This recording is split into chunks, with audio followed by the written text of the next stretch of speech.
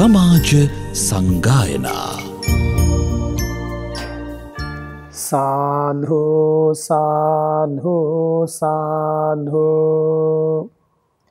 සුවිසුද්ධ සීලේසු සින්ධූපමස්ස සමාධි ධම්මේසු පඨවි සමස්ස අනන්ත ඥානේසු ගගනූපමස්ස නමාමි සිරසා සිරිගෝතමස්ස පිරිසිදු සිල් කඳ සමුදුර සේමා නිසල සමාධිය මිහිකත සේමා අනන්ත ඥානය අහසක් සේමා සිරිපා අභියස පිනිපා වේවා මෝහන්ධකාරේසු සුරියෝපමස්ස සංසාර සෝතේසු සේතුපමස්ස දෝසප්පවාහේසු මේඝූපමස්ස නමාමි සිරසා ධම්මාම තස්ස මොහන්දුර සිඳලන ලාහිරු සේමා සසර දියඹ මැද පහුරක් සේමා කෙලෙස් කිලුටු හල වැස්සක් සේමා සදහම් රුවනට පිනිපා වේවා පටිපත්ති සාරේසු සම්මාඨිතස්ස උජ්ජු භූත මග්ගේසු යානාගතස්ස කුසලේසු ධම්මේසු ඛෙත්තෝපමස්ස නමාමි සිරසා සුගතෝ රසස්ස පිළිවෙත් සරුවෙයි සුවඳක් සේමා දම් රස දනවයි මිහිරක් සේමා පින් ගඟ ගලනා නිම්නය සේමා මහා සංගරුවනට පිනිපා වේවා සාධු සාධු සාධු නමෝ තස්ස භගවතෝ අරහතෝ සම්මා සම්බුද්දස්ස නමෝ තස්ස භගවතෝ අරහතෝ සම්මා සම්බුද්දස්ස නමෝ තස්ස භගවතෝ අරහතෝ සම්මා සම්බුද්දස්ස පරාභවන්තං පුරිසං මයං පුද්ධාම ගෝතමං භගවන්තං පුට්ඨුමාගම්ම කිං පරාභවතෝ මුඛං සුවිජානෝ භවං හෝති සුවිජානෝ පරාභවෝ ධම්මකාමෝ භවං හෝති ධම්මදෙස්සී පරාභවෝති. ශ්‍රද්ධාවන්ත පින්වත් හැම දෙනාටම ඊතා පිවිතුරු ශ්‍රද්ධා සිතුවිලි පහළ වෙන පින්බර දවසක් වේවා කියලා මම මහා සංඝරත්නය වෙනුවෙන් ආශිර්වාද පූර්වාංගමව ප්‍රාර්ථනා කරනවා. හැම ජීවිතයකටම ඇති එකම සහනය තථාගතයන් වහන්සේ වදාළ ධර්මය පමණයි. ජීවිතයක් වැරදි පාරේ යනකොට නිවැරදි කරගන්නත් නිවැරදි මාවතේ වරදින්නේ නැතුව යන්නත් බුදුරජාණන් වහන්සේගේ ධර්මයෙන් ලැබෙන මඟ පෙන්වීම අසම සමයි. මිනිස්සුන්ගේ ජීවිතවල කාගෙත් හිත්වල නොයෙක් දුක් අඳෝනා අඩුවක් නැතුව තියෙනවා. ඒ සෑම දුක් අඳෝනාවක්ම නිමාවන තැන බුදුරජාණන් වහන්සේ අවබෝධ කරගෙන මහා කරුණාවෙන් පෙන්වා වදාලා. සම්බුදු හදවතේ ඇති කරුණා ගුණය හා සම වූ කරුණාවක් මේ ලෝකෙ වෙන කිසි කෙනෙකු සතුව පවතින්නේ නැහැ. සම්බුදු හදවතේ ඇති මුදිතා මහා මෛත්‍රී ගුණ බලය ලෝකෙ කිසිම රහතන් වහන්සේ කෙනෙකුට නමුත් පිහිටන්නේ නැහැ. බුදුරජාණන් වහන්සේ තරම් අන් සත්වයන්ගේ දුකේදී පිහිට වූ එකම ඍෂිවරයෙක්, එකම විද්‍යාධරයෙක්, එකම දෙවියෙක්, බ්‍රහ්මයෙක්, මිනිසෙක් ඉතිහාසය තුල මුණ ගැසෙන්නේ නැහැ. රාජකීය පවුලක උපත ලබා ඒ රජසැප සම්පත එක රාත්‍රියකින් අත්හැර දමා පාළු අඳුරු වනලැහැබක් වෙත වැඩම කරලා තපසින් භ්‍රමචර්යාවෙන් ජීවිතය පාරිශුද්ධියට පමුණුවලා තථාගතයන් වහන්සේ පෙර ජාතිත් පුරන ලද පාරමී ධර්ම අනුහසින් පාරමී ධර්ම බලයෙන් මතු කරගන්නා ලද උදාර චින්තන මාර්ගයෙන් ජීවිතය දෙස නුවණින් විමසා සිත ගැඹුරට සමාධිමත් කරගෙන සමාහිත සිතේ ආශ්චර්යමත් බලය මතු කරගෙන විදර්ශනාව නම් වූ ලෝකයේ දෙස බලන ගැඹුරු ඥාන විශේෂයෙන් ජීවිතයත් ලෝකයක් දෙස මනාව බලා තේරුම් ගත් අවබෝධ කරගත් ධර්මය තථාගත ශ්‍රී සද්ධර්මය. ඒ ශ්‍රී සද්ධර්ම මාර්ගය ඔබට මට මෙලොවට පරලොවට ආරක්ෂාවක්. ඒ ආරක්ෂාවෙන් තොරව ලබන කිසිම ආරක්ෂාවක් නිෂ්ප්‍රයෝජනයි, පළක් වන්නේ නැහැ.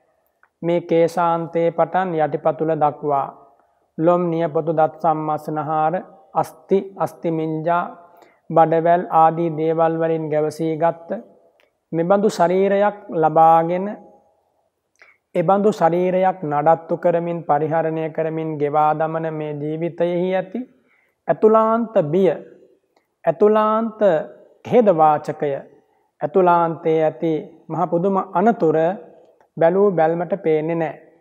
සාමාන්‍ය කෙනෙකුට ජීවිතය පේන්නේම සැප විඳිය යුතු, දුක් නොවිඳිය යුතු ධර්මයක් ලෙස. එහෙම ඔවුන් තේරුම් ගත්තට මේ තුල ලැබෙන සැපයත් මේ තුලින් උපදින දුකත් අතර ඇති පරතරය ਸਰවඥතා ඥාණයෙන් විනා ලෝකේ වෙන කාටවත් හරි හැටි දැක ගන්න බෑ. සැප වේදනාවක් ඇසෙන් කනෙන් නාසයෙන් දිවෙන් කයෙන් ලැබෙනකොට ඒ සැප වේදනාවේ ඇති මිහිරි ස්වභාවයට සත්වයන් මුසපත් වෙනවා, වසඟ වෙනවා. අන්නේ මුසපත් භාවයේ වසඟ වීම තුල මේ කය ඇසුරු කරගෙන පහළවන, ජීවිතය ඇසුරු කරගෙන පහළවන මහා දුක්ඛ ධර්ම සම්භාරය මුහා වෙනවා, වැහිලා යනවා. අන්නේ සැපයට මුහා වෙන මහා දුක සංසාරේ ජාති තපට උරුම වුණේ මේ කාමයන්ගේ තියෙන ආස්වාදයත් ආදීනමයත් නිස්සරණයත් හරි හැටි තෝරා ගන්නට බැරි වීම නිසා. එය තනියෙන් තෝරා ගන්නට බෑ. කාමයන්ගේ ආස්වාදය කාලෙන් කාලෙට ලෝකේ පහළ වෙන කවුරුත් මතු කරනවා. කාමයේ ආස්වාදය ගැන කතා කරනවා. එය රස විඳිනවා.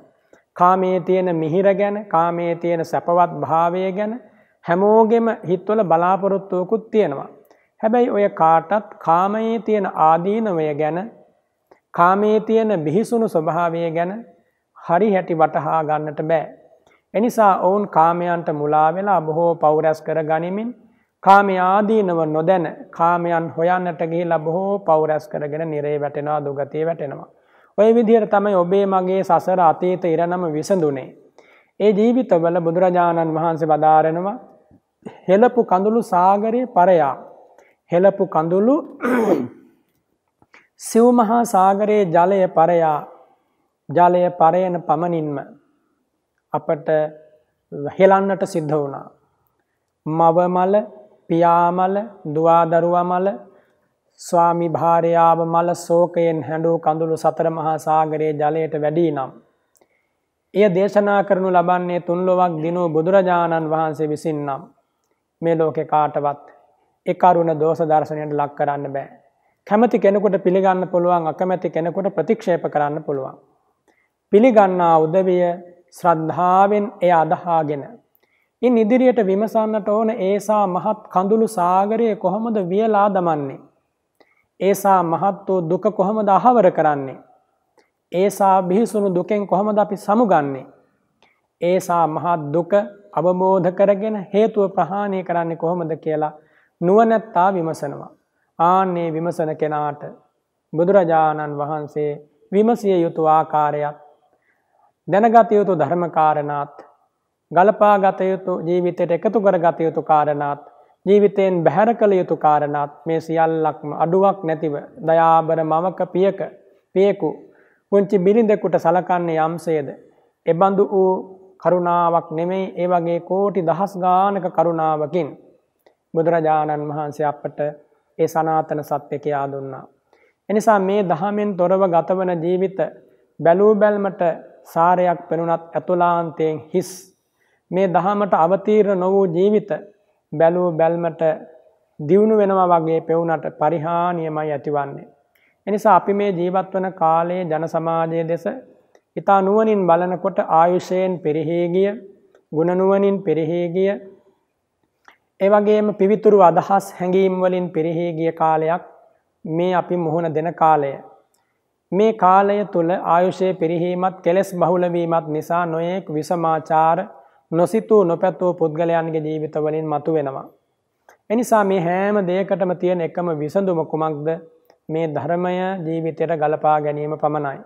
දහමෙන් තොරව රාගාග්නිය, රාගගිනි ජාලාව නිවන්න බෑ. දහම් සිසිලසින්, දහම් අම ධාරාවෙන් තොරව ද්වේෂගිනි ජාලාව නිවන්නට බෑ. ධර්මයේ නම් වූ සිසිල් ජලයේ ඉසීමෙන් තොරව මෝහාන්ධකාරය නිවන්නට, දුරු කරන්නට බෑ.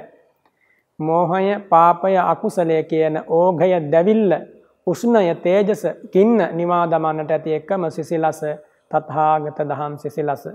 එනිසා මේ ධර්මය ඔබේ ජීවිතයටත් වටිනවා, මගේ ජීවිතයටත් වටිනවා. අපි හැමෝටම එකසේ සැනසෙල්ල උදා කර දෙන මාවතක්.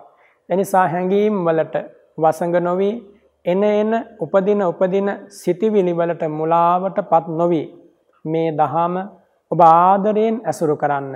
මේ උත්තම ශ්‍රී සද්ධර්මයේ ආදරයෙන් ශ්‍රවණය කරන්න. පදයෙන් පදයට අර්ථ විමසා බලන්න. කණ්ණාඩියක් ඉදිරියට ගිහිල්ලා තමන්ගේ මුහුණ දෙස බලනවා වගේ, තම ශරීරයේ දෙස බලනකොට අඩුපාඩු, ඒ වගේම අපිරිසිදු තැන්, ලප කැලල් මෙවුව පේනවා. ඒවා දැක බලා ගත්තාම ඒවා පිරිසිදු කරන්න, ඉවත් කරන්න පුළුවන්. මේ ධර්මය කියන්නේ අන්නේ බඳු කැඩපතක් හා සමානයි. මේ දහමෙන් ඔබේ ජීවිතය බලන්න, ඔබේ හිත ඇතුළ බලන්න. ඔබ හිතන විදිය හරිද? ඔබේ සිතුවිලි උපදින විදිය නිවැරදිද? ඔබ කල්පනා කරන දේ ඔබට හොඳක් පිණිසද පවතින්නේ? ඔය කල්පනාව දුකටද හේතු වෙන්නේ? ඔය සිතවිල්ල කුසලයක්ද අකුසලයක්ද? ආන් එහෙම බලන්නට මේ දහම තමයි එකම කණ්ණාඩිය, නැත්තම් ආදාසය වන්නේ. එනිසා ජීවිතයක් සුවපත් කරන ශාන්තමා ධර්මයෙන් සුවපත් වනු කැමැති ලෝසතුන් උදෙසා තථාගත සිරිමුව මඩලින් වදාළ ශාන්ත මිහිරි බණපදයක් මේ උදෑසන කාලයේ ඔබට මා කියා දෙනවා. ගෞරවයෙන් ශ්‍රවණය කොට සිත්හි දරාගෙන ජීවිතයට ගලපාගෙන දහම් සුව විඳිනු ඇතැයි කියන බලාපොරොත්තුවෙන්. පින්වතුනි, අද ඔබට දේශනා කරන ධර්මපරියාය බුදුරජාණන් වහන්සේ සවැත් නුවර දෙව්රම් මහා වනාරණයේදී වදාළ ධර්මපරියායක්. ඔබට මතකයි ඒ භාග්‍යවත් බුදුරජාණන් වහන්සේ මහා මංගල සූත්‍රය දසදහසක් සක්වල දෙවියන් බ්‍රහ්මයන් මැද අෂ්ටාංග සමන්නාගත බ්‍රහ්මක්ස්වර මිහිරෙන් මුහු කරලා දේශනා කරපු හැටි. එදා රාත්‍රියේ ඒ මහා මංගල ධර්ම දේශනාමය සමාගමේදී අප්‍රමාණ පිරිසක් මගඵලලාභී ආර්යයන් බවට පත් වුණා. එදා රාත්‍රී කාලයේ දිව්‍ය ලෝකවල, බ්‍රහ්ම ලෝකවල, මිනිස් ලෝකයේ සෑම තැනකම අස්සක් මුල්ලක් නෑර කතා වන්නේ බුදුරජාණන් වහන්සේ රන්ටස් විහිදෙන ශ්‍රී ශරීරයක් ඇතිව වදාළ ඒ මංගල කරුණු ගැන. 12 අවුරුද්දක් පුරාවට තිබුණ සැක සංකා දුරු වෙලා මහා මංගල දේශනාවෙන් මිනිස්සු දැනගත්ත මෙන්න මේවා තමයි අපේ ජීවිතයට ඒකාන්තයෙන්ම සැනසෙල්ල පිණිස සම්බන්ධ කරගත යුතු ගලපා ගත යුතු මංගල කාරණා කියලා. නොයෙක් ආගමික නායකයන් යයි කියා ගන්නා පිරිස ජන සමාජයක් මුලාවට හෙළලා තිබ්බ අවධියක තමයි තථාගතයන් වහන්සේ ඔය පරම සත්‍යය ලෝකෙට මතු කළේ. ඉතින් එදා රාත්‍රියේ මංගල සූත්‍ර දේශනාව ඇසූ දෙවිවරු බ්‍රහ්ම රාජවරු අතර කතා බහක් ඇති වුණා. කුමක්ද? බුදුරජාණන් වහන්සේ මංගල කරුණු දේශනා කොට වදාලා. හැබැයි භාග්‍යවතුන් වහන්සේ තාම මේ කෙනෙකුගේ ජීවිතයට පිරිහීමට හේතු වන පිරිහීමේ කරුණු මොනවද? පරාභවයට කරුණු මොනවද කියලා තාම දේශනා කරලා නැහැ. එනිසා තථාගතයන් වහන්සේ නම් වූ සද්ධර්මයේ සුනීල උල්පතින් ඒ දහම් පැන මතු කර ගන්නට ඕන කියලා දෙවිවරු සාකච්ඡා කළා. සාකච්ඡා කරලා මහා මංගල සූත්‍රය දේශනා කරපු දවසින් දෙවනි දවසේ රාත්‍රී කාලයේ දෙව්රම් වනාරණට දසදහසක් සක්වලින් දෙවිවරු රැස් වුණා. මහා මංගල සූත්‍ර දේශනාව කරපු දවසේ යම්සේද ඉදිකටු අගක ප්‍රමාණයේ දෙවිවරු 60 70 80 100 නමුත් තන්පත් වෙලා ඒ බණ කතාව ඇසුවේ යම්සේද මේ දවසෙත් මහා පරාභව සූත්‍රය දේශනා කරපු දවසෙත් ඒ විදිහටම අප්‍රමාණ දෙවිවරු බ්‍රහ්ම රාජවරු පිරිසක් දෙව්රම් විහාරයේ පටන් දක්ෂිණ සාගරය දක්වා උත්තර සාගරය දක්වා බටහිර නැගෙනහිර සාගරය දක්වා මහා පොළවේ අහස් කුසේ ගව් ගණනක් රැස් වෙලා මේ ඉතිහාසයේ සාමාන්‍ය නුවණින් බලන කෙනෙකුට වැටහෙන්නේ නැහැ. ශ්‍රද්ධාව පිහිටුවාගෙන බලන්න. බුදුරජාණන් වහන්සේ මේසා මහා පිරිසකට ඇසෙනසේ අදිෂ්ඨාන බල පිහිටුවලා ඒ අෂ්ටාංග සමන්නාගත බ්‍රහ්මස්වර මිහිරෙන් තමයි මේ ධර්මපරයාය වදාළේ. පෙරදා වගේම සක්දෙව් රජතුමා එක්තරා දිව්‍ය කුමාරයෙකුට අනකලා ඔබ ඒ බුදුරජාණන් වහන්සේ ළඟට ගිහිල්ලා අපි සියලු දෙනාම නියෝජනය කරමින් ඔබ අහන්න බුදුරජාණන් වහන්සේගෙන් පුද්ගලයෙක් පිරිහීම පිණිස හේතු වන කරුණු මොනවාද කියලා. පුද්ගලයෙක් කිව්වහම මිනිස් ලෝකේ ඉන්නේ ඔබට මට දෙව්ලොව බඹලොව ඉන්න නැත්තන්ට හැම කෙනෙකුටම පරිහානියට දියුණුවට හේතු වන කරුණු.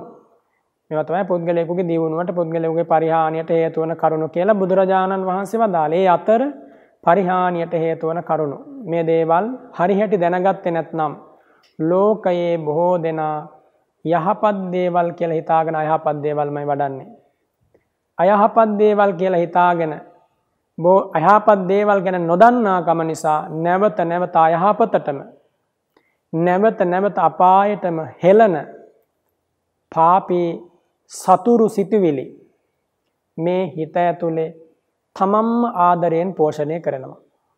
උදාහරණයක් කිව්වොත් ද්වේෂය කියන වෛරය කියන පාපී සිතුවිල්ල සිතේ ඇති වුණහම ඒ සිතුවිල්ල ඇතිවෙච්ච මොහොතේ පටන් තම හදවත දවා අලු කරනවා. ඒ සිතුවිල්ල හිතේ තියෙන වෙලාවේ කියන වචන වලින් අන් අයගේ හිත රිදෙනවා. අන් අය අපහා උරණ වෙනවා. අන් අයගේ ජීවිතත් ගිනි ගන්නවා. ඇතුළත් පිච්චෙනවා, බාහිරයත් පිච්චෙනවා. බලන්න මේ එක සිතුවිල්ලක එක ද්වේෂ සහගත පවිටු සිතුවිල්ලක ඇති නපුර මේවා ගැන නොදන්නා ඇත්තෝ තමන් පිරිහෙනවා කියලා නොදැන මේ ද්වේෂය කියන්නේ මම බොහොම ආදරයෙන් වමනාවෙන් නැවත නැවත වඩන ධර්මයක්.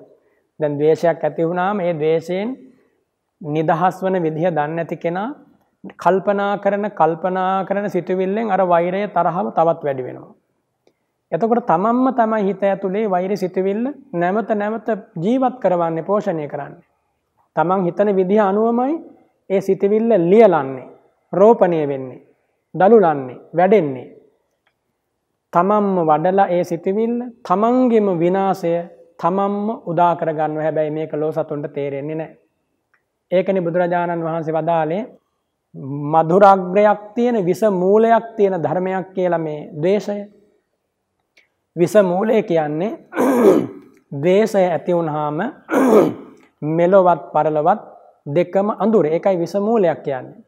මధుර අග්‍රයක් කියන්නේ, මధుර අගක් කියන්නේ.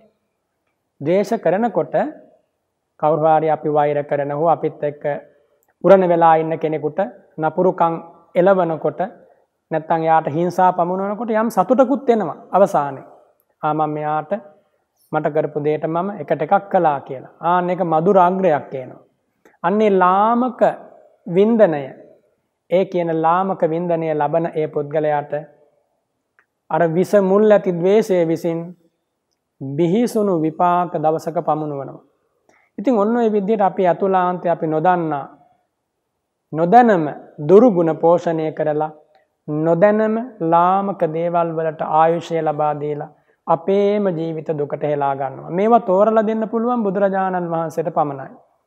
එනිසා මහා කරුණාවෙන් තෝරා දුන් මේ දහමින් ඔබ සැනහෙන්න, සුවපත් වෙන්න, ඇවිලිච්ච හදවත නිවා ගන්න, මුලා වෙච්ච ගමන දැන් මුලාවෙන් අත මිදෙන්න, වරදවාගත් සිතුවිලි අතහැර දාන්න, නිරපරාධයේ කාලේ විනාශ කරපු ලාමක දේවල් වලින් දැන් ඈත් වෙන්න, බුදුරජාණන් වහන්සේගේ සිරිපා සෙවණේ සුවපත් වෙන්න, සද්ධර්මයේ අමා මිහිර හදවතට සමීප කරගන්න, වෛරයෙන්, පලිගැනීමෙන්, ඉරිසියාවෙන්, මාන්නයෙන්, අහංකාරකමින් ඈත් වෙන්න, නිවී ගිය සිතක් ඇති, සිසිල් වූ සිතක් ඇති කෙනෙක් වෙන්න, කාටත් ආදර්ශ සම්පන්න, කාගෙත් හොඳ හිත දිනාගත්, කාටත් කරුණා මෛත්‍රියෙන් ආමන්ත්‍රණය කරන මිහිරි වදන් වැලක් ඇති පුද්ගලයෙක් වෙන්න ඔබට මේක ඉතාම වටිනා අවස්ථාවක්. අපි මේ ජීවිතවල නිවැරදි වුණේ නැත්නම්, අඩුපාඩු හඳුනාගෙන ඒ වගේ ඈත් උනේ නැත්නම් ආයේ කවද්ද අපි මේ දේවල් සකසා ගන්නේ? කවුද අපට මේ උදෙසා මඟ කියා දෙන්නේ? දුර්ලභ මිනිස් ජීවිතය ලැබුණා. මිනිසත්කම හිමි වෙච්ච වෙලාවේ බුදුරජාණන් වහන්සේ සරණ යන්න, මිහිරි අමා ධර්මය අහන්න, සාන්ත සීතල දහමෙන් සුවපත් වෙන්න අවස්ථාව හිමි වුණා. කන් දෙක හොඳට ඇහෙනවා, දැස පේනවා, අත්පා කොර වෙලා නැහැ. ජීවිතේම යම් පමණකින් පිරිපුන්ව ඔබට හිමි වෙලා තියෙනවා වාසනාවන්ත ජීවිතයක්. කොතෙකුත් අඩුපාඩුකම් අපහසුතා අපට තියෙනවා තමයි. හැබැයි මේ අඩුපාඩුකම් නිසා අඩුලුහුඩුකම් නිසා හිත පීඩා ඇති කරගෙන පසුතැවි තැවි ඉන්නවට වඩා ලැබිච්ච දේ සතුටින් වළඳමින් පරිභෝග කරමින්, නොලැබිච්ච සුව සහනයන් හොයා ගැනීම පිණිස ධර්මානුකූලව වෙහෙසෙමින්, මේ ශාන්ත ධර්මයට අනුව සිත කය වචනය හික්මවා ගනිමින්, අතුලාන්තයෙන් සතුට උල්පතකින් වතුර උතුරනවා වගේ මේ දහමට අනුව මතු කර ගනිමින්, බුද්ධාලම්බන ප්‍රීතියෙන් උදේහවා ගත කරමින් මේ ජීවත් වෙන දවස් කීපේ ජීවත් වෙන ලැබුණොත් ඒක කොච්චර වාසනාවන්ත ජීවිතයක්ද? ඔබට එසේ වෙන්නට පුළුවන්. ඔබට එසේ වන්නට බැරි කමක් නැහැ. ඔබ උවමනාවක් ඇති කරගන්න, වටිනාකම දකින්න, ඇයි මම එහෙම වෙන්නේ කියලා හිතන්න. එනිසා ඔබ ඔබේ මිනිස් ජීවිතයට සැබෑ අරුතක් ලබා දෙන්න, මැරෙන්න මොහොතකට හෝ කලින්. එදා දිව්‍ය රාජ පිරිස බුදුරජාණන් වහන්සේගෙන් ඇහුවේ, ස්වාමීනි පරාභවන්තම් පුරිසං මයම් පුච්ඡාම ගෝතමං. ස්වාමීනි පිරිහෙන පුද්ගලයා ගැන ගෞතම ගෝත්‍රයේ උපන් බුදුරජාණන් වහන්සේගෙන් මේ දෙවිවරු බ්‍රහ්ම රාජවරු විමසා සිටිනවා. භගවන්තම් පුට්ඨමා ගම්ම කිම් පරාභවතෝ මුඛං. ස්වාමීනි භාග්‍යවතුන් වහන්සේ බැහැදකලා මේ ප්‍රශ්නය නිවැරදි කරගන්නයි ඈත සක්වල සිට මේ දෙවිවරු අද දෙව්රම් වනාරණි රැස් වෙලා ඉන්නේ. ස්වාමීනි තථාගතයන් වහන්සේ ලෝකෙට පහළ වෙන්නේ කල්ප කාලාන්තරයකින් පස්සේ. ඊතා දුර්ලභ ලෙස කලාතුරකින් පහළ වන බුදුරජාණන් වහන්සේ නම් වූ රන් හිරුමඩල ලෝකයට උදා වූ කල්හි ආමග යනමග යා යුතු මග හසර පාදා ගන්නව හැර අන්‍ය කාලයන්හි ඒ ආලෝකයේ ලෝකෙට ලැබෙන්නේ නැහැ. එනිසා තථාගතයන් වහන්සේ පෙරදා මහා මංගල කරුණු දේශනා කළා. අද දවසේ අප සියලු දෙනා වෙනුවෙන් අනුකම්පා කොට වදාරමින් අෂ්ටාංග සමන්නාගත බ්‍රහ්මස්වර මිහිරෙන් අපේ සමන් පිනවමින්, හදයට ධර්මානන්දය අතුල් කරමින්, පිරිහීමේ කරුණුත් අපට කියා දෙන්න ස්වාමීනි. එය යුගානුගව යුගාන්තර ගණනක් ජනසන්තානවලට සැනසිල්ල සහනය නිවැරදි මඟ පෙන්වීම කරන බව ඒකාන්ත සත්‍යයක්. එනිසා අප කෙරෙහි අනුකම්පාවෙන් පිරිහීමේ කරුණු මොනවාදයි තෝරා දෙනසේක්වා කියලා ආරාධනා කොට වදාලා. අන්නේ වෙලාවේ බුදුරජාණන් වහන්සේ සිරි මුව මඩලින් පුද්ගලයෙකුගේ ජීවිතයක් පරිහානියට හෙළන කුඩා මහලු කාගෙත් ගැහැණු පිරිමි ගිහි පැවිදි කාගෙත් ජීවිත පිරිහීමට හෙළන මේ කරුණු දේශනා කළා. පිරිහීම කිව්වහම මේ ජීවිතයේ දුකටපත් වීම. මේ ජීවිතයේ දුකටපත් වෙනවා කියන්නේ හිරේ විලංගුවේ වැටෙනවා, අනතුරට වැටෙනවා, වැරදි පාරේ යනවා, ධනය ඒ වගේම ශක්තිය මෙවුවා පිරිහිලා යනවා, ගේ දොර ඉඩකඩම් මෙවුවා නැති වෙලා විනාශ වෙලා යනවා, අඹු දරුවෝ ස්වාමි භාර්යාවරු ඔවුනොවුන් අතර වෛර විරසක හදා ගන්නවා, ඥාතීන් අහිමි වෙනවා, හිතවතුන් තරහ වෙනවා, දියුණු වෙලා එන දේවල් වහා පිරිහෙනවා. මේවට කියනවා පරිහානිය කියලා. පිරිහීම. ඒ මෙලොවින් පිරිහීම. ඒ වගේම සීලය නැති වෙලා යනවා. භාවනා කරන්න අවස්ථාවක් හිමි වෙන්නේ නැහැ. හිමි වුණත් ඒ භාවනා කරන්න තියෙන අවස්ථාවෙන් අපව ඈත් වෙනවා. ඉතින් ওই වගේ දේවල් වලට මේ ලෝකේ කියනවා පිරිහීම කියලා. ඒ වගේම ඒ පිරිහීම භෞතික සම්පත් පිරිහීම සහ ආධ්‍යාත්මික ගුණ පිරිහීම කියලා ආකාර දෙකයි. භෞතික සම්පත් පිරිහෙනවා කියන්නේ අපට තියෙන බඩු මුට්ටු ගේ දොර ඉඩ කඩම් යාන වාහන වතු කුඹුරු පිටි මෙව්වා අහිමි වීම. ඒ වගේම ගුණ ධර්ම පිරිහෙනවා කියන්නේ සීලය පිරිහෙනවා. සීලයෙන් යා පිරිහිලා දුස්සීල වෙනවා. සමාධිය නැති වෙනවා. ප්‍රඥාව නැති වෙනවා. මෝහයට මුලාවටපත් වෙනවා. කෙලෙස් වැඩෙනවා. අන්න යා පිරිහෙනවා. මෙලොව පිරිහීම. ඒ වගේම පරලොව පිරිහීම කියන්නේ මෙලොවින් සමුගන්න දාට නිදාගෙන නැගිට්ටා වගේ තිරිසන් ලෝකෙ උපදිනවා. අන්න පිරිහීම.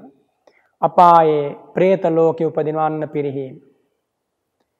එනිසා මෙලොව පරලොව පිරිහීමට හේතු වන කරුණු දැනගත්තොත් ඒවා දුරු කරන්න පුළුවන්. ඔන්න බුදුරජාණන් වහන්සේ දේශනා කරනවා මෙලොව පරලොව පිරිහීමට හේතු වන කරුණු. සුවිජානෝ භවං හෝති සුවිජානෝ පරාභවෝ ධම්මකාමෝ භවං හෝති ධම්මදෙස්සී පරාභවෝ. මේ පිරිහෙන පුද්ගලයා පහසුවෙන් දැනගන්න පුළුවන්. පිරිහි විනාශ වෙලා මෙයා මෙලොවත් පරලොවත් දුගතියට අගාධයට වැටෙනවා කියන එක දැනගන්න පුළුවන්. කොහොමද? ධම්මකාමෝ භවං හෝති ධම්මදෙස්සී පරාභවෝ. තථාගතයන් වහන්සේගේ ධර්මයට ගරු කරන තථාගත ධර්මයට කැමති, බණ අසන්න කැමති, ධර්ම සාකච්ඡා කරන්න කැමති, භාවනා කරන්න කැමති, දන් පින්කම් කරන්න කැමති, මහා සංඝ රත්නය ඇසුරු කරන්න කැමති, දස පුණ්‍ය ක්‍රියා කරන්න කැමති ආන්න කෙනෙක් ඉන්නවා නම් එයා දියුණුවට එහෙම නැත්නම් අභිවෘද්ධියට සමෘද්ධියට ඒ ජීවිතේ වාසනාවටපත් වෙනවා. වාසනාව වෙත පාතබනවා, පියනගනවා. නැත්නම් යාගේ ජීවිතේ දියුණු වෙනවා. මෙලොවින් පිරෙහෙන්නේ නැහැ, පරලොවින් පිරෙහෙන්නේත් නැහැ. හේතුව තමයි මේ ධහමේ උගන්වනවා බුදුරජාණන් වහන්සේ කොහොම ජීවත් වුණොත්ද මෙලොවට පරලොවට හොඳ යහපත පිණිස පවතින්නේ. ඒ නිසා ඒ ධහම අහන වාරයක් ගානේ කයේ වචනේ සිතේ තියෙන අඩුපාඩුකම් වැරදි මෙවුවා ගැන දැනගන්න ලැබෙනවා. මෙව මගහරවා ගන්නත් පුළුවන්. ඒ නිසා නිවැරදි මඟ පෙන්වීමක් ලැබෙන නිසා ධර්මයට කැමති වෙන පුද්ගලයා ධර්මයේ අසර නිසා යා දියුණු වෙනවා. ධම්ම දෙස්සී ධර්මයට ද්වේෂ කරනවා. බුදුරජාණන් වහන්සේට ද්වේෂ කරනවා. ධර්මයේ ගණන් ගන්නෙ නැහැ. සංඝ රත්නය හැලු කොට සලකනවා. ඔය බණ වැඩක් නැහැ, ධර්මයේ වැඩක් නැහැ. ඌවමනා වෙන්නේ නාකි වුණාම වයසට ගියාම කියලා කියන කොටසකුත් ඉන්නවා. ඒ වගේම කොච්චර ධර්මයේ ඇහුණත් අර හැඟීම් වලට වසඟ වෙලා කාමයට මුසපත් වෙලා මූර්ජාවටපත් වෙලා සිහිසුන් වෙලා වගේ ඉන්න කොටසකුත් ඉන්නවා. ඒ වගේම ධර්මයේ උවමනයි කියන තැන ඉන්නවා. හැබැයි ධර්මයේ හැසිරෙන්නේ නැති කොටසක් ඉන්නවා. ඒ වගේම ඊතා සුළුතරයක් මේ ධහමට ජීවිතය පූජා කරලා පේවිලා මේ ධහමේ හැසිරෙනවා. ඉතින් ඒ නිසා ධර්මයට යමෙක් ද්වේෂ කරොත් එයා පිරිහෙනවා කියලා බුදුරජාණන් වහන්සේ වදාලා. එයා ධර්මයට දේශ කරනවා කියන්නේ කුමක්ද? තමන්ගේ සැපය තමන්ට එපා කියනවා. තමන්ගේ අනාගත වාසනාව, ලාභය එපා කියලා අතහරිනවා. අපි හිතමුකෝ යම් පුද්ගලයෙකුට අනාගතයේ මේ ලෝකේ තියෙන ඉහළම පදවිය තමයි චක්‍රවර්ති රජ පදවිය. අනේ චක්‍රවර්ති රජ පදවිය ලැබෙන්නට යා නියමිතව ඉන්නවා කියලා. ඒ පුද්ගලයා කියනවා නෑ මට චක්‍රවර්ති රජ පදවිය එපා මට සිඟා කෑම හොඳයි කියලා. අන්න ඒ වගේ යමෙක් මේ ධර්මය එපා කියනවා නම් එයා සැනසීම එපා කියනවා. ධර්මයේ ඌමනා නැහැ කියනවා නම් එයා ලාභය වාසනාව එපා කියනවා. එනිසා ඔබම හිතන්න මේවා. මේ ධර්මයෙන් ඈත් වෙනවා කියන්නේ ඔබේ සැනසෙල්ල ඔබ නැති කරනවා. තව කෙනෙක්ගේ නෙමෙයි. පළමු කොට ඔබ වෙනසී ලොවක් වනසනවා ධර්මයෙන් ඈත් වුණොත්. හැබැයි ධර්මයට ආදරය කළොත් ධර්මයේ කැමති වුණොත් ධර්මානුකූල ප්‍රතිපදාවකට එකතු වුණොත් ඔබ ඔබටත් ආදරය කරන කෙනෙක්. ඔබ ලෝකයටත් ආදරය කරන කෙනෙක්. එනිසා බුදුරජාණන් වහන්සේ වදාරනවා මේ ධර්මයට කැමති වුණොත් එයා ඒකාන්තයෙන් දියුණුවක්මයි. ධර්මයෙන් ඈත් වුණොත් එයාට ඒකාන්තයෙන් පිරිහීමක්මයි. ඉතින් මේ දේවතාවා ඒ කතාව අසාගෙන ඉඳලා ප්‍රකාශ කරනවා ඉති හේතං විජානාම පඨමෝ සෝ පරාභවෝ ဒ ුතියං භගවා බ්‍රෝහි කිම් පරාභවතෝ මුකං. ස්වාමීනි ගෞතම කුලයේ උපන් ශාක්‍ය සීහ වූ මුනි රජාණෙනි ඒ පිරිහීමේ කරුණ කිහිපය අපි දැනගත්තා. අපි සියලු දෙනා අසාගෙන හිටියා. අපි ඒක දරාගත්තා.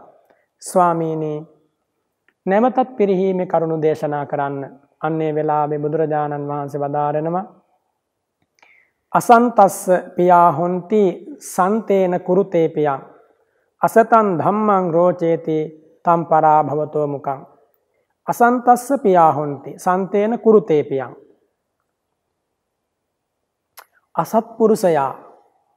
අසත්පුරුෂයාට කැමති වෙනවා නම් අසත්පුරුෂයා කියන්නේ කවුද? බුදුරජාණන් වහන්සේගේ ධර්මය නොදන්නා, බුදුරජාණන් වහන්සේගේ ධර්මයට ගරු නොකරන, බුදු බණින් දමනය නොවූ හිතක් ඇති, බුදු බණට අවනත මෙල්ල නොවූ අයට කියනවා අසත්පුරුෂයෝය කියලා. එයා මව් ගුණය, පිය ගුණය, ගුරු ගුණය, ඒ වගේම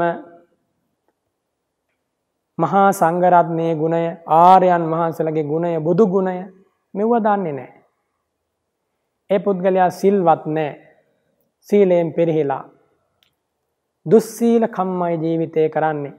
ආන්‍යයට කියන අසත්පුරුෂයා කියලා. සිල් රකින්න උවමනා නැහැ කියලා යමෙක් කියනවා නම්, පින් රැස් කරන්න එපා කියලා යමෙක් කියනවා නම්, පින උවමනා නැහැ කියනවා නම් එයා අසත්පුරුෂයෙක්. පන්සල් යන්න ඕනේ නැහැ කියලා යමෙක් කියනවා නම් එයා අසත්පුරුෂයෙක්. බෝධි පූජා, චෛත්‍ය පූජා, බුද්ධ වන්දනා, බුද්ධ පූජා, මල් පූජා මෙව කරන්න එපා කියනවා නම් එයා අසත්පුරුෂයෙක්. සමත භාවනාව වඩන්න එපා, විදර්ශනා භාවනාව වඩන්න එපා කියලා යමෙක් කියනවා නම් එයා සත්පුරුෂයෙක් නෙමෙයි.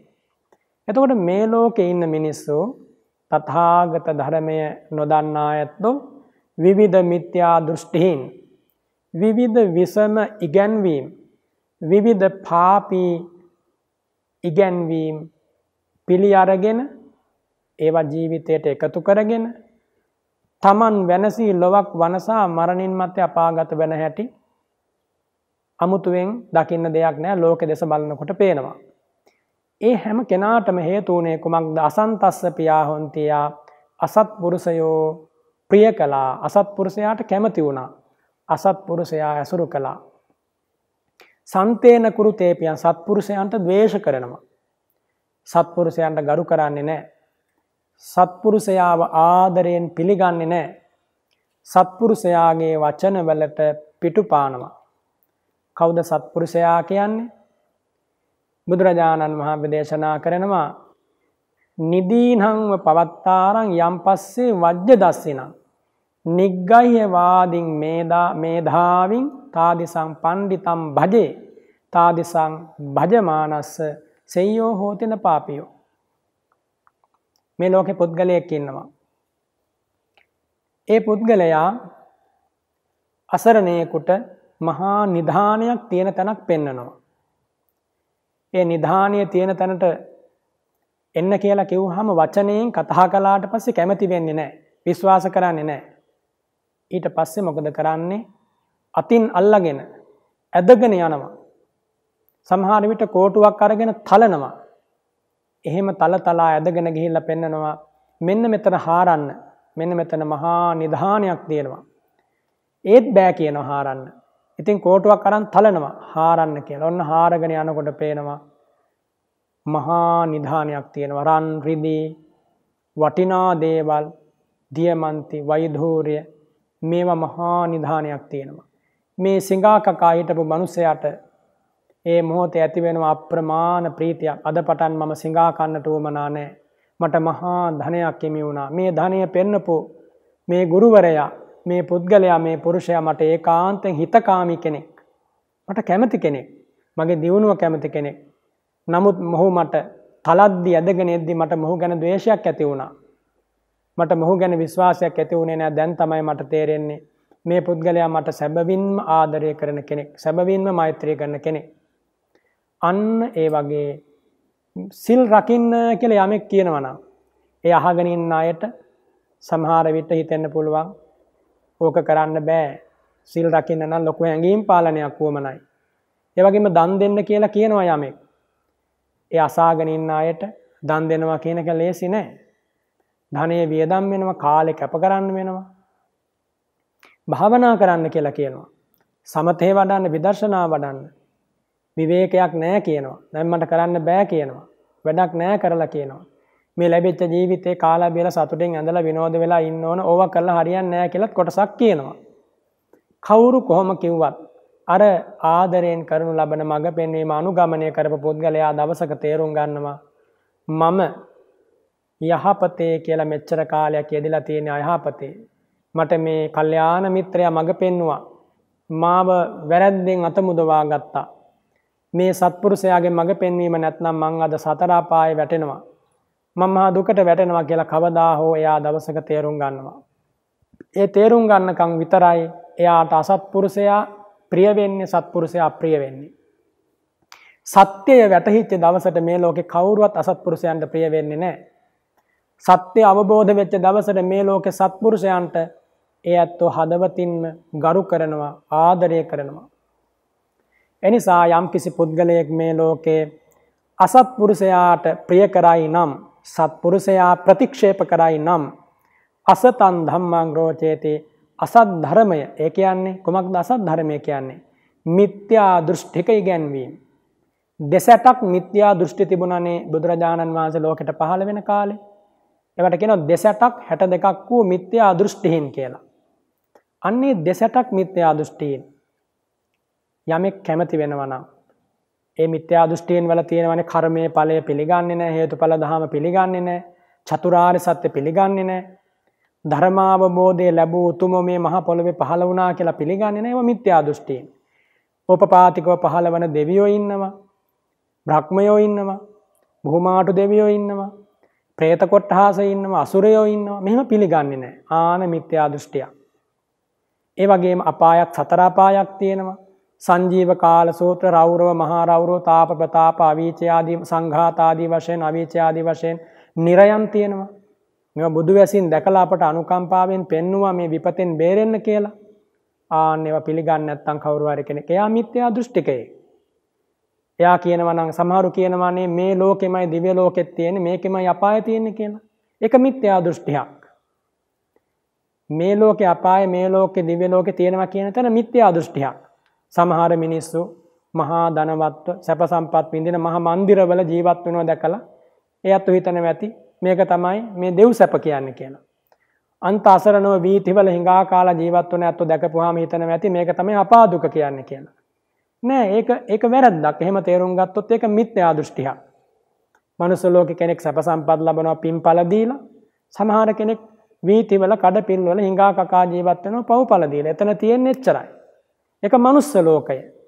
ඒ වගේම අපිට පේනවා මේ ඇස් දෙකට තිරිසන් ලෝකේ යම් සත්ව කොටාසයක්. බඩ ගාගෙන යන, බොහෝ කකුල් හතරක් තියෙන, බොහෝ පා තියෙන, ඉගිලිලා යන මුහුදේ වතුරේ ඉන්න ඒ වගේ තිරිසන් සතුන් පේනවා කුරා කුහුඹින්ගේ පටාන්න එකට කියනවා තිරිසන් ලෝකේ. ඒ තිරිසන් ලෝකෙත් පෙනෙන ප්‍රමාණයට වඩා නොපෙනෙන ප්‍රමාණයමයි වැඩි. ඒ වගේම අපට නොපෙනෙන പ്രേත ලෝකය, අසුර ලෝකය, අටමහා නිරය මෙව්වා මේ ලෝකේ කෙනෙක් පිළිගන්නේ නැත්නම්, ප්‍රතික්ෂේප කරනවා නම් ආන්‍ය මිත්‍යා දෘෂ්ටිකයි. අසතන් ධම්මං රෝචේති එයා අසත් ධර්මයමයි ප්‍රිය කරන්නේ. එයාට කවදාකවත් මෙලොවින් පරලොවට යන දාට සැනසෙල්ලක් නම් ලැබෙන්නේ නැහැ.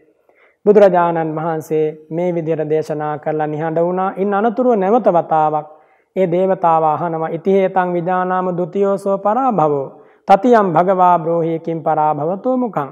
ස්වාමීනි ඔය කියපු දෙවෙනි පරිහානියට කරුණු අපි දැන් අසා දැනගත්ත සිත්හි දරාගත්තා.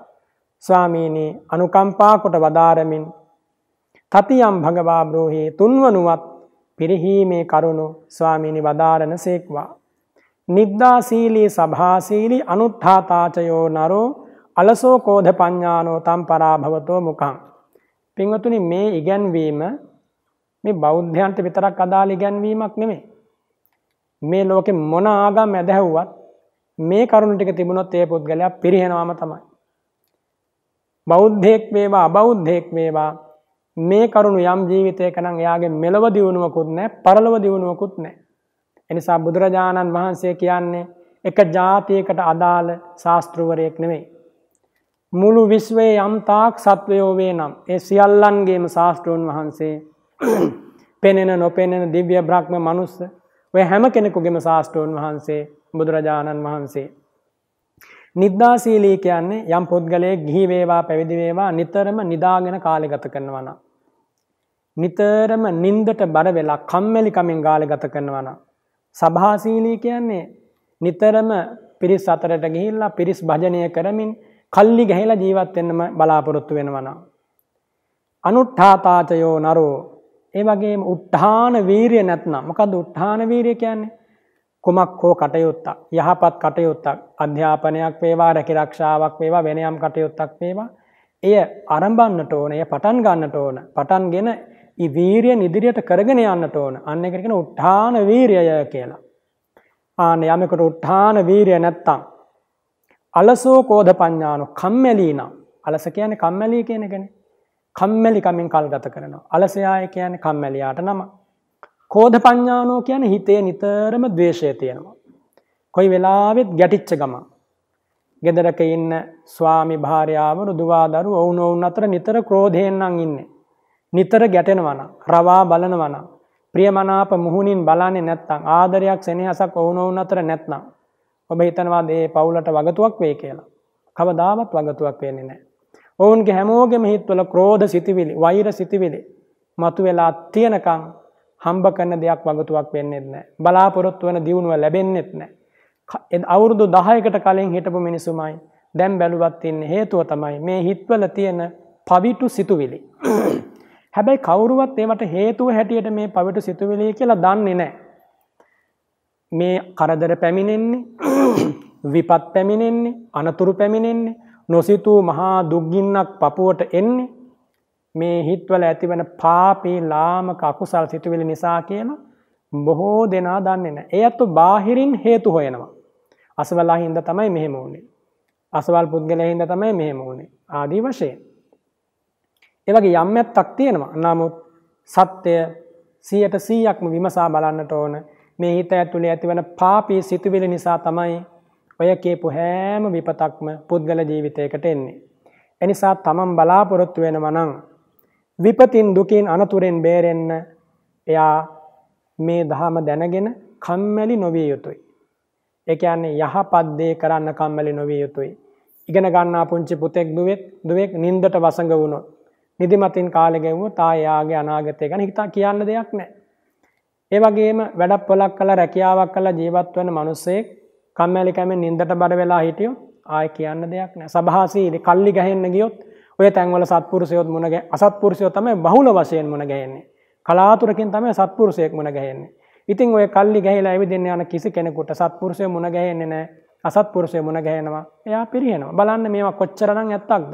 මේ රටේ වේවා, පෙරදිග රටක වේවා, අපරදිග රටක වේවා, කොයි රටක වුණත් මේ කියපු දුර්ගුණ යම් හිතක තියෙනවා නම් දියුණුවක් නැහැ. ඒක සිංහල ජාතියටත් එහෙමයි, අසිංහල ජාතීන්ටත් එහෙමයි. බුදුරජාණන් වහන්සේ වදාරනවා අලසෝ කෝධ පඤ්ඤානෝ කම්මැලි කමින් ක්‍රෝධ කරමින් වෛර කරමින් ඕනෝන් ජීවත් වුණාම ඒ පවුලට ඒ ගමට ඒ රටට ඒ ජාතියට වගතුවක් නැහැ. එනිසා ක්‍රෝධයෙන් කම්මැලි කමින් නැගී සිටිය යුතුයි. ඒ වගේම හැකිලිලා පැකිලිලා වීරිය අතහැර දාලා උකටලී වෙලා අන්න එහෙම වුණොත් මේ ජීවිතේ පිරිහීමමයි පරලොව ගැනයි කියන්නම දෙයක් නැහැ. ඒ නිසා මේවා පිරිහීමේ කරුණු අස්පනා පිට පේනවා මේ ජීවිතයක යම් මේ කරුණු ටික තියෙනවා නම් ඒ කියන්නේ නිදාගෙන නිතරම පිරිස එක්ක කය ගසමින් ඒ වගේම අනුත්ථාතාච යෝනරෝ ඒ කියන්නේ කිසිම උත්සාහයක් උත්සුක වීමක් නැතිව නැගී සිටින වීරියක් නැතිව කම්මැලි කමින් ඔවුනොවුන්ට වෛර කරමින් අරයාගේ ඕපාදූප මෙයාගේ ඕපාදූප විවිධ දේවල් කතා කරමින් මේ ජන සමාජයේ මිනිස්සු උදේ අවදි වෙච්ච වෙලාවෙ ඉඳන් නිින්දට යනකම් මේ අනුන්ගේ ඕපාදූප කතා කරන වචන කොච්චර නාස්ති කරනවද? ඒ වචනයක් පාසා පව් වැඩෙනවා කියලා දන්නේ නැහැ ඇත්තෝ. ඒ කියන වචනයක් ගානේ එක්ක රාගය එක්ක ද්වේෂය එක්ක මාන එක්ක අහංකාරකම. ඉතින් මෙව වැඩුණාම තමන්ටයි විඳවන්න වෙන්නේ කවුරු නිසා හරි ඒ වැරදි වචන කතා කළාට. ඒ නිසා මේවා තමන්ගේ ජීවිතයට ගලපා ගන්න බුදුරජාණන් වහන්සේගෙන් ඒ දේවතාව අහනවා ඉතිහෙතං විජානාම තතියෝසෝ පරාභවෝ චතුත්ථම් භගවා බ්‍රූහි කිම් පරාභවතෝ මුකං ස්වාමීනි ඔය තුන්වනුව දේශනා කළ පිරිහීමේ කරුණ මම මේ දෙවියෝ මේ බ්‍රහ්මයෝ දැනගත් ස්වාමීනි හතරවනුවත් නැවත කරුණු දේශනා කරනසේක්වා. බුදුරජාණන් වහන්සේ වදාරනවා ඔන්න පුද්ගලයෙක් පිරිහෙන්න තවත් හේතු වන කරුණු ටිකක් මොනවද? යෝ මාතරං වා පිතරං වා ජින්නකං ගත යොබ්බනං පහූ සන්තෝන භරති තම් පරාභවතෝ මුකං. වයසට ගියපු අම්මා තාත්තා මේ දෙන්නට සලකන්නේ නැහැ. සලකන්න පුළුවන්කම තියාගෙන ජින්නකං ගත යොබ්බනං කියන්නේ අම්මා තාත්තා දැන් වයසට ගිහිල්ලා දි รา පත් වෙලා කාත් කවුරුවත් නැතුව අසරණ වෙලා ඉන්නවා. අන්නේ අය එයාට කන්න දෙන්නේ නැහැ. පහූ සන්තෝ බොහෝ ධනෙ තියෙනවා. වත් බොහෝසත්කම් තියෙනවා. ගේ දොර ඉඩකඩම් තියෙනවා. හැබැයි දෙමව්පියන්ට සලකන්නේ නැහැ. එහෙම ඇත්ත කොච්චර ඉන්නවද මේ මහ පොළවේ? එහෙම ඇත්තෝ හිටියට ඔවුන් මතක තබා ගන්න ඔවුන්ට මේ කතාව ඇහෙනවා නම් ඔබ ඔබේ ඔය අසත්පුරුෂකම නිසා මේ මිනිස්කම ඔබට අහිමි වෙලා නිදාගෙන නැගිට්ටා වගේ ඔබට ඊළඟට ගිනි දැල් මැද පිච්චෙන්න වෙනවා. කල්ප ගානක් අය දවසක් දෙකක් එහෙම නෙමෙයි. ලේ කිරිකල මව කැතකුණු ඇදලා ඔබව උස්මහත් කරලා පෝෂණය කරපු ඔබේ පියා මේ දෙදෙනාට යමෙක් පුළුවන්කම තියෙද්දි සලකන්නේ නැත්තම් කිසිම කොන්දේසියක් නැහැ අම්මා තාත්තට සලකන්න බෑ කියලා. සියලු කොන්දේසියන්ගෙන් තොරව දෙමාපියන්ට සැලකිය යුතුයි සියලු දරුවෝ. අපිට රැකියා කරන්න තියෙනවා, අපේ දරුවෝ බලන්න තියෙනවා, අසවල් දේ තියෙනවා කියලා අම්මා තාත්තට සලකන එක මග හරිනවා නම් මතක තබා ගන්න එයා සත්පුරුෂයෙක් නෙවෙයි. ඒ නිසා අම්මා තාත්තා කියන්නේ මේ මහ පොළවේ ජීවත් වීමේ අයිතිය ලබා දුන්. ඇසෙන් ලොව බලන්න, කනෙන් ලොව දෙස, කනෙන් ශබ්ද අසමින්, ඇසෙන් කනෙන් දිවෙන් නාසයෙන් මේ ශරීරයෙන් මේ ඉන්ද්‍රිය ධර්ම වලින් මේ ලෝකේ හඳුනා ගන්නට මග කියපු උතුමන් ඒගොල්ලන්ට කියනවා දෙමව්පියෝ කියලා බ්‍රහ්මාති මාතා පිතරෝ. ඒ නිසා ඒ අයට යමෙක් ද්වේෂ කරනවා නම් ඔවුන්ට පෙරලා එකට එක කියනවා නම් බැනවදිනවා නම් නපුරු විදියට ලාමකව සලකනවා නම් ඔවුන් ගණන් ගන්නේ නැත්නම් ඔවුන් දි รา ගියපු නිසා ඔවුන්ගේ වචන වලට සමන් දෙන්නේ නැත්නම් ඒක තමයි පරිහානි ආරම්භය. ඒ නිසා යම් සත්පුරුෂයෙක් මේ ලෝකේ ඉන්නවා නම් පළමු කොට ඉෂ්ට දේවතාවරුන්ට වගේ අම්මා තාත්තට සලකන්නට ඕන. සියලු වන්දනා මානන පූජන ගෞරව දක්වන්නට ඕන. කවන්න පවන්නට ඕන. නාවන්නට ඕන. හැමදේම කරන්නට ඕන. කිසිම කොන්දේසියක් නැහැ එසේ නොකරන්නට. බුදුරජාණන් වහන්සේ වදාරනවා අම්මා තාත්තට සලකන්නේ නැත්නම් එයා පිරිහෙන කෙනෙක් විනාශ වෙන කෙනෙක්. නැවතේ දේවතාව අහනවා ස්වාමීනි අපි ඒ කාරණේ තේරුම් ගත්තා. ස්වාමීනි පස්වනුව දේශනා කරන්න මේ ජන සමාජයේ පිරිහෙන්නට හේතු වන කාරණය. යෝ බ්‍රහ්මණං වා සමනං වා අඤ්ඤං වාපි වනිබ්බකම් මුසාවාදේන වංචේති තම්පරා භවතෝ මුකං. මේ ලෝකේ ඉන්නවා ඔබේ නිවසට දාන ටිකක් ඉල්ලගෙන කෑමක් ඉල්ලගෙන එන ශ්‍රමණ බ්‍රාහ්මණවරු මහා සංඝරත්නය කියලා හිතමු. මේ මහා සංඝරත්නය නැත්තම් ශ්‍රමණයෝ බ්‍රාහ්මණයෝ සිල්වත්ෝ ගුණවත්ෝ ඍෂිවරු තාපසවරු එහෙම ගුණ ධර්ම පුරණ අය ඉන්නවා. ඒ වගේම අඤ්ඤං වාපි වනිබ්බකම් ඔය සිඟා කන උදවියේ ඉන්නේ සිඟමන් යදින උදවිය අන්න ඒ වගේ එනවා Taman ළඟට යමක් ඉල්ලගෙන මුසාවාදේන වංචේති. ඒ අයට බොරු කියලා වංචා කරනවා. හෙට දෙන්නම් අනිද්දා දෙන්නම් නැත්තම් පොරොන්දු වෙනවා අපි මේ දේ ඔබට කරනවා. එහෙම පොරොන්දු වෙනවා. පොරොන්දු වෙලා දැනම මග හරිනවා. බුදුරජාණන් වහන්සේ වදාරනවා මේක පරිහානිය කාරණයක්. ඔබ මේ ලෝකේ දැකලා ඇති මහා ව්‍යාපාර පටන් ගත්ත අය නොසිතූ නොපැතූ ලෙස ඒවා සියල්ලම Tamanට අහිමි වෙලා අන්තිමට මහා පාරට වැටෙනවා. හේතුව තමයි බුදුරජාණන් වහන්සේ වදාරනවා පෙර ජීවිතවල ශ්‍රමණයන්ට බ්‍රාහ්මණයන්ට දුගී මගී යාචකයන්ට අසවල් දේ දෙන්නම් කියලා පොරොන්දු වෙලා දෙන්නේ නැතුව ඉන්නවා. ආන්නේ විපාකෙහිඳ තමයි ඒ අසරණ බව, ඒ දුගී බව, ඒ දුප්පත් බව ඇති වෙන්නේ. මේ හැම තැනකම දකින්න පුළුවන් වෙන්නේ හේතුඵල ධම. ඒ නිසා හේතුඵල ධමින් මේ දේවල් දකින්න බුදුරජාණන් වහන්සේ වදාරනවා මුසාවාදයෙන් ඔවුන් වංචා කරොත් පිරිහීමක්මයි. නැමතේ දේවතාව අහනවා ස්වාමීනි 6 වෙනුව පිරිහීමේ කරුණු කියලා දෙන්න. පහූත විත්තෝ පුරිසෝ සහිරඤ්ඤෝ සභෝජනෝ ඒකෝ භුඤ්ජති සාධූනි තම් පරාභවතෝ මුඛං.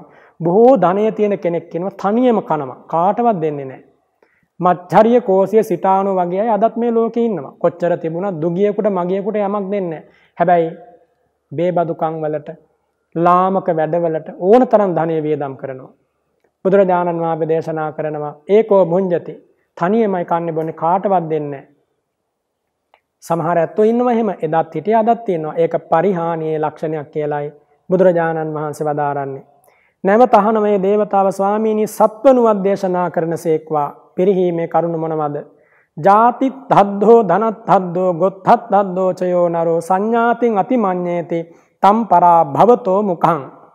ජාතිය නිසා දැඩි මාන්නය ඇති කරන ජාති තද්ද කියන්නේ අපි මෙහෙම උසස් ජාතියක ඉපදුණා කියලා හිතලා මාන්නය ඇති කර ගන්නවා.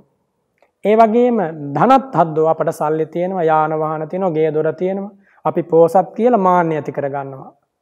ඒ වගේම මම මෙහෙම කුලයකට අයිති, මම මෙහෙම පරම්පරාවකට අයිති, මම මෙහෙම වංශයකට අයිති, අපේ පරම්පරාව මෙහෙම එකක් කියලා මාන්නය ඇති කර ගන්නවා. එහෙම මාන්නය ඇති කරගෙන සහෝදර ජනතාව හෙලා තලා හැල්ලු කරලා කතා කරනවා. තම ඥාතීන්ට හිතවතුන්ට හැල්ලුවෙන් සලකනවා, ගණන් ගන්නෙ නැහැ. ඔවුන්ව අපහසුතාවයට පත් කරනවා. ආන්න එහෙම කෙනා මෙලවත් පිරියනවා, පරලොවත් පිරියනවා. ඔවුන්ට කිසි කෙනෙක් කැමති වන්නේ නැහැ. දෙවියන්ගේ පවා පිහිට ඔවුන්ට ලැබෙන්නේ නැහැ.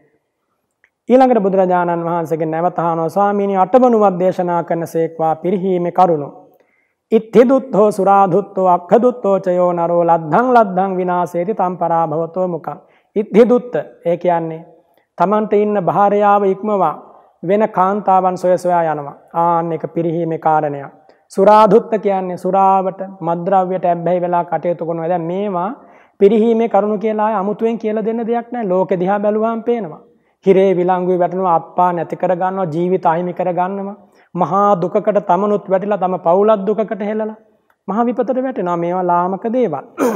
අක්ඛදුත්තෝ කියන්නේ සූදුව. සූදුව යමෙකුගේ ජීවිතේ තිබ්බොත් එයාට වගතුවක් වෙන්නෙම නැහැ. తాවකාලික දියුණුවක් ඇති වෙනවා පේන්න පුළුවන්. හැබැයි මේ తాවකාලික දියුණුව කල්ප ගණනක ගිනි දැල්මද පිච්චෙන්න හේතු වෙනවා නම් බුද්ධිමතෙක් ඒක තෝරගන්නේ නැහැ. ඊළඟට බුදුරජාණන් වහන්සේ දේශනා කරන ලද්ධං ලද්ධං විනාශේති ලැබෙන දේ විනාශ කළා දානවා.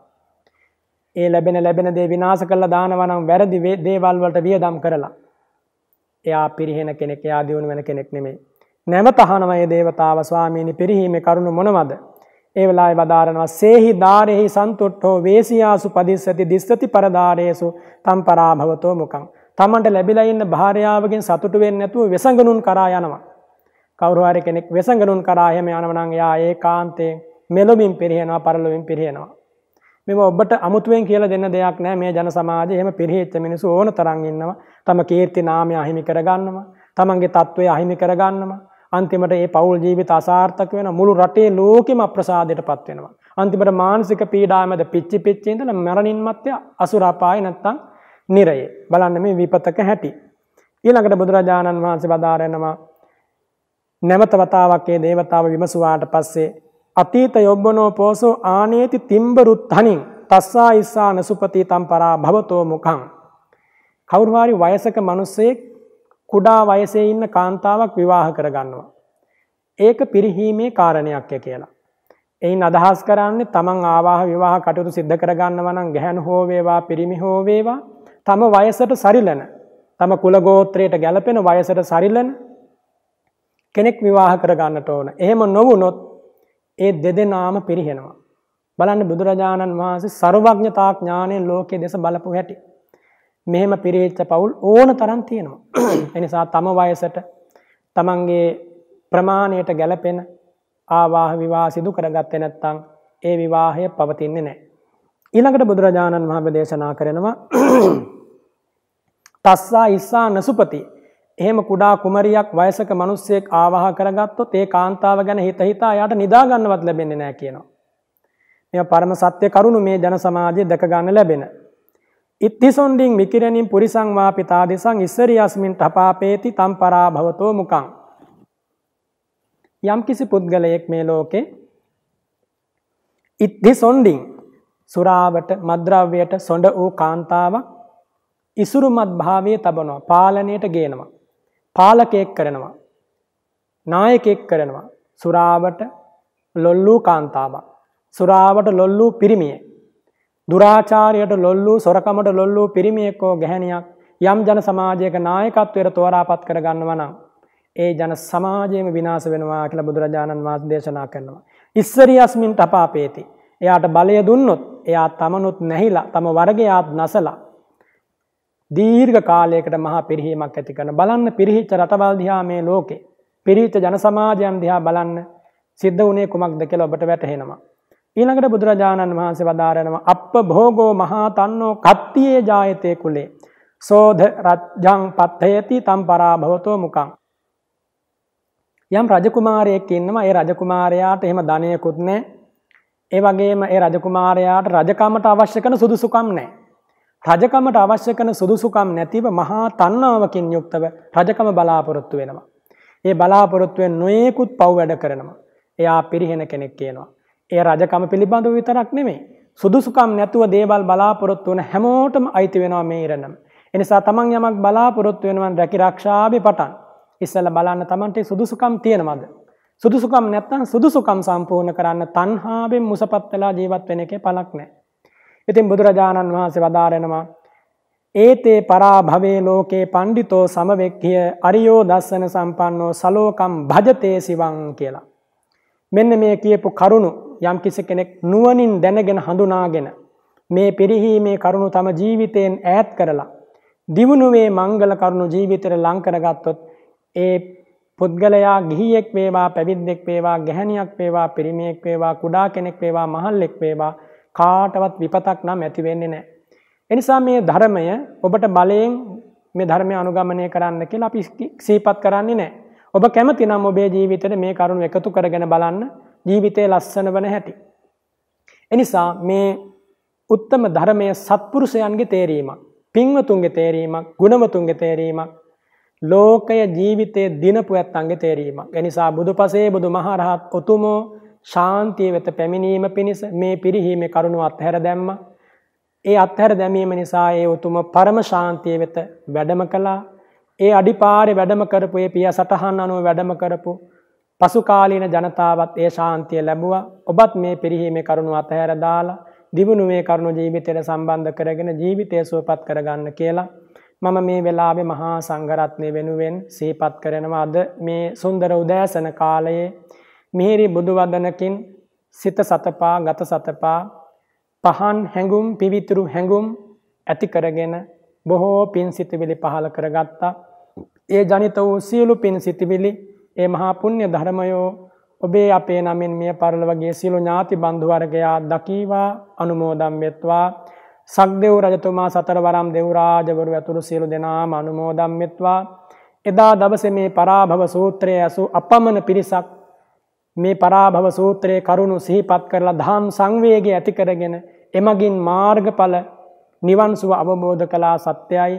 ඒ සත්‍යානුභාවයෙන් ඔබටත් මේ ශාන්තමා ධර්මයේම අවබෝධ වේවා. සියලු දෙවියෝ මේ පින්පෙත් අනුමෝදන් වේවා. ලක්වාසී ලෝවාසී සියලු දෙනාට නිදුක් නිරෝගී සුව, ශාන්තිය සුවය යහපතම සැලසේවා කියලා මම මහා සංඝරත්නය වෙනුවෙන් ආශිර්වාද කරනවා.